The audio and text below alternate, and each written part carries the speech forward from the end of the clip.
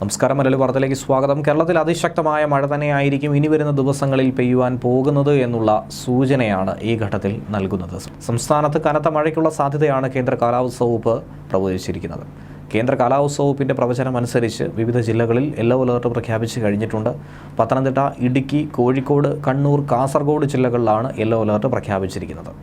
തെക്ക് കിഴക്കൻ അറബിക്കടലിൽ സ്ഥിതി ചെയ്യുന്ന ന്യൂനമർദ്ദം ചക്രവാത ചുഴിയായി ദുർബലമായിട്ടുണ്ട്. ചക്രവാത ചുഴിയിൽ നിന്നും തെക്കൻ കർണാടക തീരം വരെ ന്യൂനമർദ്ദപാത സ്ഥിതി ചെയ്യുന്നുണ്ട്. ഇതിൻ്റെ സ്വാധീന ഫലമായി അടുത്ത 5 ദിവസം കേരളത്തിൽ മിതമായതോ ഇടത്തരം മഴയ്ക്കോ സാധ്യതയുണ്ടെന്നാണ് കേന്ദ്ര കാലാവസ്ഥാ വകുപ്പിൻ്റെ മുന്നറിയിപ്പ്. നാളെ ഇടുക്കി, പാലക്കാട് ജില്ലകളിലും മറ്റന്നാൾ തിരുവനന്തപുരം, കൊല്ലം ജില്ലകളിലും യെല്ലോ അലർട്ട് പ്രഖ്യാപിച്ചു കഴിഞ്ഞു. ഒറ്റപ്പെട്ട ശക്തമായ മഴയ്ക്കുള്ള സാധ്യതയാണ് ഇതിലൂടെ പ്രവചിക്കപ്പെട്ടിരിക്കുന്നത്.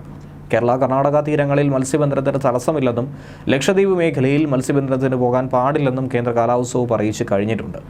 ലക്ഷദ്വീപ് മേഖലയിൽ നാളെ വരെ മണിക്കൂറിൽ 40 മുതൽ 45 കിലോമീറ്റർ വരെയും ചില അവസരങ്ങളിൽ 55 കിലോമീറ്റർ വരെയും ശക്തമായ കാറ്റിനും മോശം കാലാവസ്ഥയ്ക്കും സാധ്യതയുണ്ട്. അതുകൊണ്ട് മത്സ്യത്തൊഴിലാളികളും മറ്റ് ജനങ്ങളും വളരെ ജാഗ്രതയോടുകൂടി തന്നെ ഈ നിർദ്ദേശങ്ങളെ നോക്കിക്കാണേണ്ടതുണ്ട്. ന്യൂസ് ഡെസ്ക് മലയാളി വാർത്ത.